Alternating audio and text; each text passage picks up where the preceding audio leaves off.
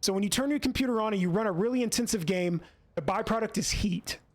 When you're chewing up a lot of energy in Street Fighter, the byproduct is mashing. Your autopilot makes you do stuff like this. Stop coming up with reasons why you just need to press a button. So you tech the throw, that was good.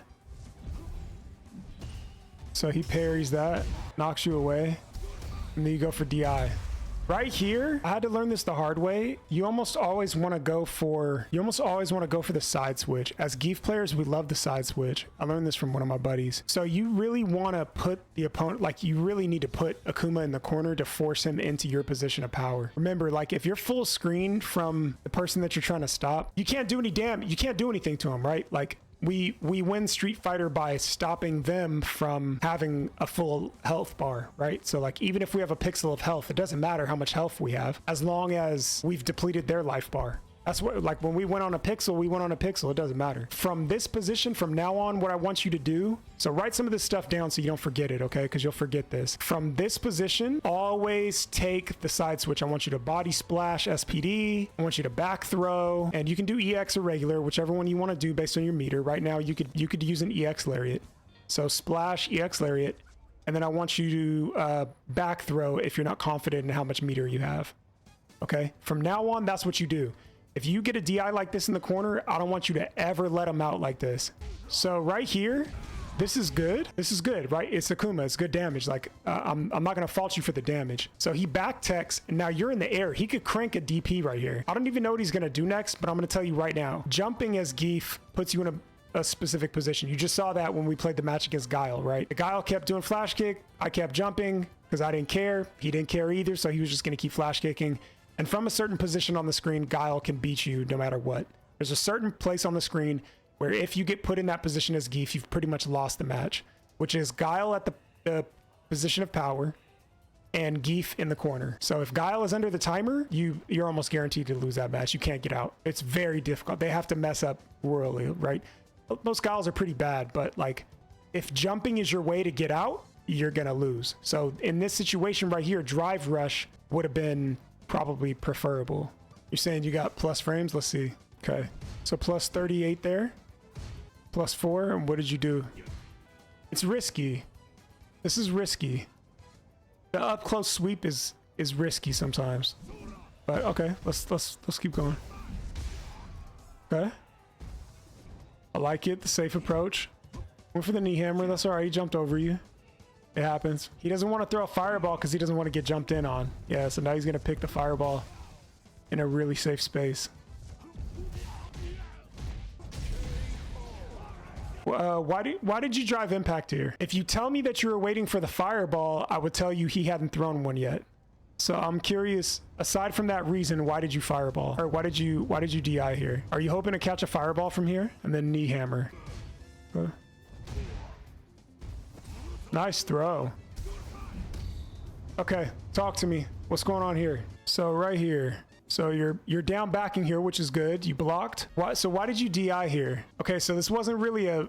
So this was more of a read, not a... So, okay, so this is one... All right, this is actually something that could be holding you back here. Anytime we're reacting to something that hasn't happened yet, my coach used to call this a wish punish. So you've heard of a whiff punish, right? So this is a wish punish where you hoped that something would happen and instead you did it. You did it hoping that he would do X, Y, and Z. And as much as we can do that as Zangief players, a lot of Street Fighter is actually reacting. This is the reason why I exhaust really fast. So you guys will see me a lot of times, I'll call out people's actions and I'll call out the stuff they're gonna do, right? You guys have seen me do this before. And I'll go, oh, DP, and then they'll DP. I'll say, oh, jump, and then they'll jump, right? It's really exhausting to play that way. You can do that. You can play based on reads, okay? Based on somebody's habits. You can play like that if you want to. But I think it was Daigo that said you can't be just a read-based player. Eventually, you have to get into reacting to what they're gonna do based on, you know, educated guesses and watching, building data. So you had only really played like one match against this person, and I'm guessing you've played them in the past before. This is why you're like sort of going for some of these actions. So lesson number 1 was what? Always side switch. Lesson number 2 I don't care if you lose the match. I don't care. What I care about is that from here on out, when you're playing against somebody who's like this, I want you to remember less is more. That's lesson number 2. Lesson number 2 is less is more. And from now on, when you're playing against somebody like this, I want you to either get a life lead and hang on to it and play defense. Like, you can still go in, right? Get your knee hammers in, stand medium, like check drive rushes, right? Play defense. I don't mean passive defense, okay? I mean active defense. So that's like lariating jump ins and checking drive rushes and, you know, closing the distance on your opponent, you know, using headbutt to put yourself at a +4, waiting to see their reaction. This is what I want you to do.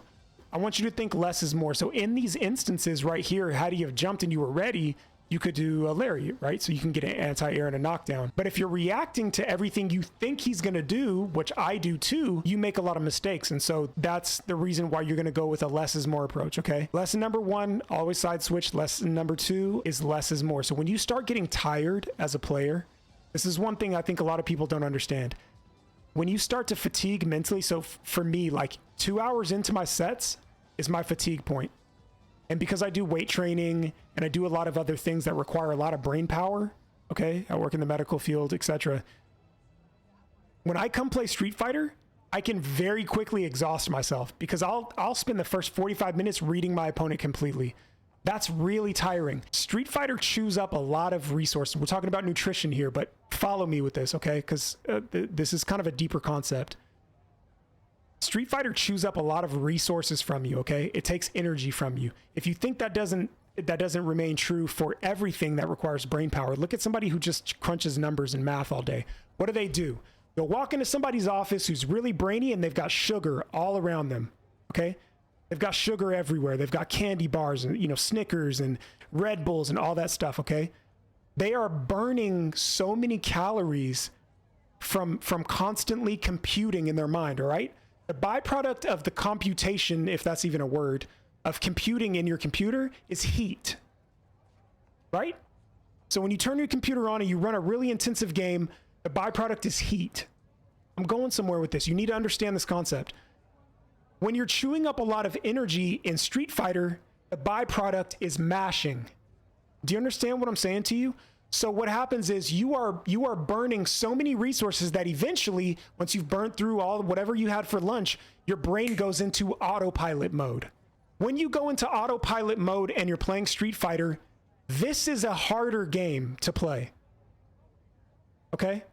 Street Fighter 6 becomes ridiculously harder, okay? It goes to the next level of difficulty when you're running on empty. So I want you to go into a classroom. You don't have to do this, but for the example of the analogy, go into a classroom and try to learn something when you're hungry. You will retain probably a third. Like, men already retain like half of what we hear, right? That's why your girl or whoever your significant other is will be like, hey, do you remember when I said whatever? And you're like, I was playing Street Fighter. Of course not, right? Okay, again, I'm going to take this back around to the very beginning of what we were talking about. Your autopilot makes you do stuff like this. This is the reason why we started out at what, 1580? We were almost 1600 today. And then I have slowly come back down to what, 1530? And I'm chewing up resources and now I'm tired. Now I'm fatigued. So it's 2 hours in, I'm fatigued. So what does that mean for this instance right here? You need to know when you hit that point of fatigue, and sometimes you need to take a break when you're just reacting to things that have not happened. And this is something that will hold you back from basically moving to the next echelon of gameplay. So I heard this actually from a professional Zangief player. He said 2 hours is my max. That's the maximum amount of time that I play. And he said, I have looked through people's match history and you'll see like 5, 6, 7,000 ranked matches. He said the poison is in the dose. You are playing too much ranked. Sometimes you need to play casually, okay? But how does that relate to Akuma jumping in on your drive impact? From now on, less is more, especially when you get tired. I don't want you to be afraid to lose if you played your game effectively. And what does that look like? So my game when I'm playing effectively is blocking, punishing, watching my opponent, and being a less is more approached Zangief player. Sometimes that looks like you're playing lame, but did you see that match that I played versus Guile? I'm gonna go back to that in just a second after we finish here. The match that I played versus Guile where I had the life lead, that was me reverting back to what I'm just telling you right now, right? Where I went, okay, I'm getting tired here. Now my autopilot has to kick in. When autopilot kicks in, I'm a bit more edgy. I just want the W's. I want my points. I want to grab you an SPD. That's lesson number 2. When you start to fatigue, I want you to take a less is more approach. So lesson number 1, side switch. Lesson number 2, I want you to take a less is more approach when, yes, active defense. Now, active defense isn't just down backing, but active defense is still playing Geef's game. So that's walking forward, adjusting your spacing, paying attention to what they're doing. But I don't want you throwing out random drive impacts in the neutral, okay? If it's a read, that's fine, but there are moments to where we just kind of do stuff, all right? So, and right here, you got punished for it pretty hard too. So again, so you did wake up drive impact here. Give me the rationale for it. I don't want you to tell me what you normally don't do. I want you to tell me why you did it, okay? So he swept you here. I want you to tell me why you did this drive impact, and don't say I don't know. We don't use I don't knows around here. I want to know the rationale in your brain for why you did DI here. And this is a bit of tough love. I'm not fussing at you, Grimsong, but I need to know. Mash all the buttons and aim for chaos. That's a play style. So you did DI on wake up. You could be mashing. Okay. All right. We just need to be able to be honest with ourselves. And this is the thing. People take it really personally when you critique something, and then they're like, you called me a masher. Like you said I don't block, Jay. You're hitting the ball far, but this is a driving range and this isn't real golf. Anybody can drive the ball, you know, like let's talk about the intricacies of the game. So again, sometimes when I do this, when I'm reacting is number 1, I'm fatigued, but number 2, when I'm doing something like this, so this is lesson number 3. So what I'm about to say to you is lesson number 3, and I want you to write this down. Cognitive load. I'm going to type it in the chat so you're clear here. It's called cognitive load. This is the deeper part of your game. I don't have to teach you how to play Geef. What we need to talk about is the mentality behind what you do. I don't have to teach you how to play Geef and tell you how to do SPDs and no. And when I had a coach, he didn't teach me not one bit of the character I was playing. He didn't do that at all. He adjusted my mentality, and that's what you have to do sometimes to rank up. Cognitive load. Okay, this is lesson number 3. The first lesson was always side switch. The second lesson was when you're fatigued, you need to make sure that you're playing active defense. Less is more. Lesson number 3 is cognitive load. In the FGC, they call it mental stack. Okay? In the FGC, they call it mental stack. Oh, this guy's, you know, Kimberly's got a crazy mental stack. In the medical field, we call it cognitive load. It's when you've taken on so many different layers of things that you're no longer retaining and you're just doing stuff. This is how people actually die in the medical field too, because somebody will go, oh, I don't know why that medication got prescribed. I just did it.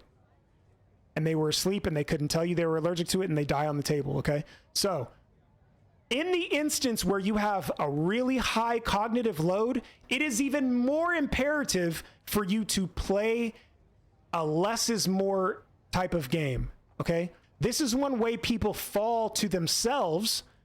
And I'll show you another example of this. We had one today when we were playing. You guys remember, it was the Guile player, right? I got sucked in. And what does that mean? I was watching what was on the screen and I was so sucked into the scenario that I didn't think, just air SPD, Jay. Don't get sucked in. Just air SPD. I had him knocked up twice. I had 2 times to win the match. And what did I do? I just stared at it because the pressure was on. And remember, when the pressure is on, you revert back to your autopilot. Your autopilot is what carries you through so many things in your life. So this is your subconscious. Your subconscious carries your autopilot. That's why people say things like, oh, he was just on autopilot today. Here's an example in real life of what happens when you're on your autopilot. You're so tired, you put your car keys in the refrigerator. Anybody ever been that tired? Where they've been so worn out from work that they're putting things in random places and it doesn't make sense. And you're like, why did I put this here? What's happening? Your executive function is all jacked up. You walk downstairs and you're like, what did I come down here for? This is the mental stack of life. In Street Fighter, it looks like this. You just start doing stuff. You see what's happening on the screen, but you're just doing stuff because you're like, your brain has rewarded you so many times for wake up drive impact. Your brain has rewarded you so many times, and by reward I mean you've gotten a dopamine hit or you've gotten a little endorphin rush from grabbing somebody and getting that SPD. So what do you resort to when he's close? SPD. Well, he was already going to jump. This is what I'm talking about, okay? So lesson number 3 is watch your cognitive load. When your mental stack is high, you need to tell yourself, cue yourself to go, oh wait, it's high, it's high, it's high. less is more. I don't care if you lose the match. I don't. I would much rather you lose by playing less is more than win by doing everything and mashing and not knowing why you won. And my coach used to say the same thing to me. I don't care if you get the W. What I care about is the less is more approach. When you start feeling like you want to mash, I need you to practice down backing, being patient.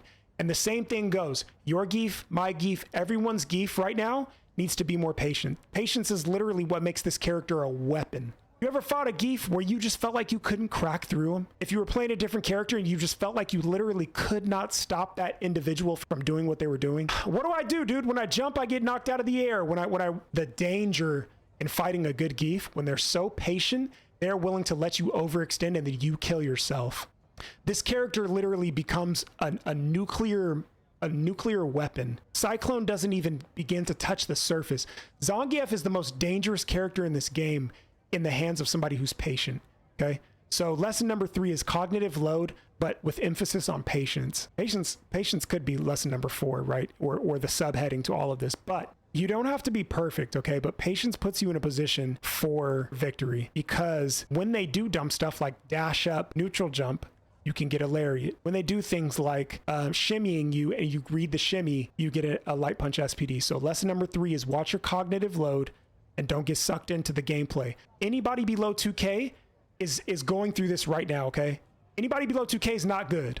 I'm just gonna come out and say it, all right? I don't care what server you on. If you're less than 2K, you're not good at Street Fighter, man. We all have improvements to make, all right? But anybody below 2K can attest to the fact that a lot of lower level players often try to do more is more. So I actually had a guy tell me one time, the reason I press so much is because I believe whoever presses the most buttons wins. I actually really had somebody tell me that one time, and he was a Ken player. He said, I just feel like the more buttons I press, the more I win. So if I press more than you, I win more. That's an approach to play in the game, but he's terrible.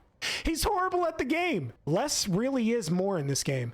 I have heard people also say things like, and no disrespect to my brother, I disagree with this mentality. If you're waiting, you're losing in Street Fighter 6. Nah, Street Fighter 6 is all about just going in, bro. If you're waiting, you're losing. There's a caveat to that statement. Waiting is not losing if you know why you're waiting. Waiting is also an action. This is the thing people don't understand. On a deeper level of the chessboard of Street Fighter, waiting is also a choice. So remember, you have paper, rock, scissors, right?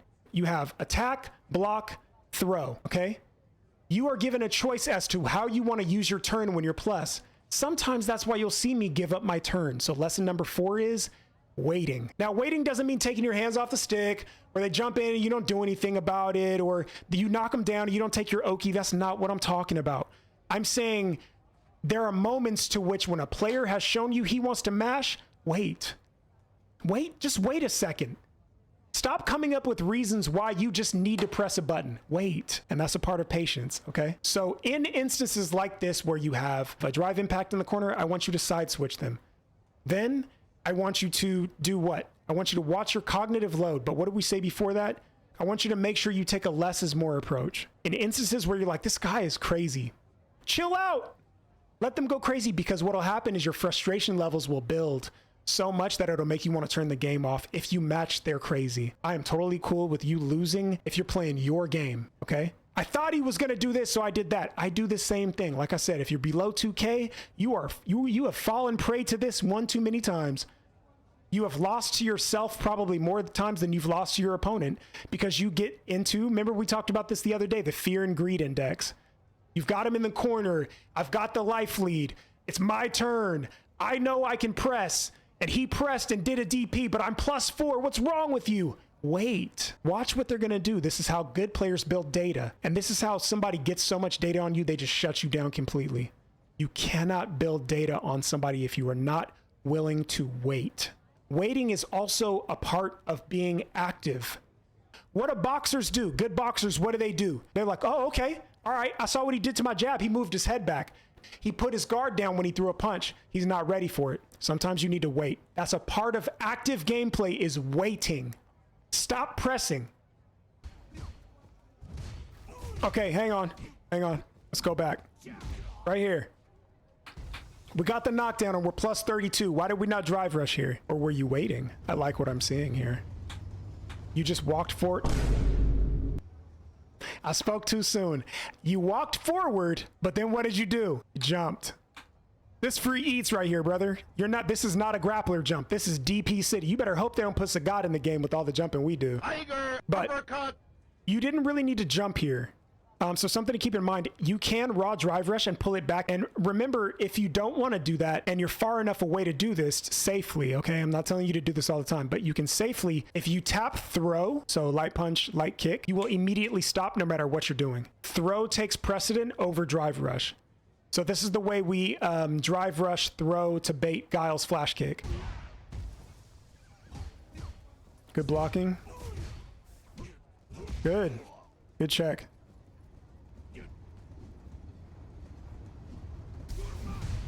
Okay. Okay, I'm noticing a habit here.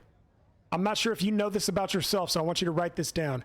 I want you to write down, I jump a lot. Now, again, I don't know how far into your session you were with this match, but in this match in particular, you're jumping a lot. So that could mean a few things. One, you don't like fireballs. So to get over the fireball, you're thinking jump, okay? Every video game from 1985 onwards has taught us to jump over fire. Jump. Every video game since the 80s has taught everybody, even if you weren't alive, jump over fireballs. So in Street Fighter, that's no different, right? Yeah, you jump a lot. So what do I need you to do? I need you to walk a little bit more. Remember, this is a 2D game. There's only two ways people can go. And remember what's behind Akuma right here. It's just the corner. So in times when you're feeling really overrun, remember, you're just pushing them to the corner. It's okay to walk and block, okay? I like the knee hammer movement. That's good. Knee hammer's really good right now. You were +3. Right here. He's not DPing you. Okay? So right here. All right, so this is lesson number 5. Right here. This is lesson number 5 and something I'm still working on. I need you to be 90%. If that number seems too high, it's not. I need you to be 90% on your anti-airs. I want you to check everything possible as long as it's not going to go over your head, okay? When you're in this position and they jump into you, I want to lariat every time, okay? That's going to move you up to Diamond 4 with ease. People jump a lot in Diamond. From now on, I want 90% on your anti-airs at all times. I want you to basically be waiting for the dash or the jump from now on. I want you to walk forward, wait for the drive rush.